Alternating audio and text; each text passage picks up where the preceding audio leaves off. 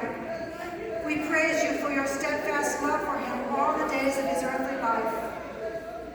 God, in your tender love and compassion, God of all mercy and comfort, embrace now your suffering servants. Be their refuge and strength and ever-present help in trouble. Show them again the love of Christ that passes all human understanding, for by death Christ has conquered death. We pray now especially for BT's parents as we commend BT to your love and care. Sustain this family in this loss and in their loneliness. Kindle anew the ashes of joy. Grant the peace of knowing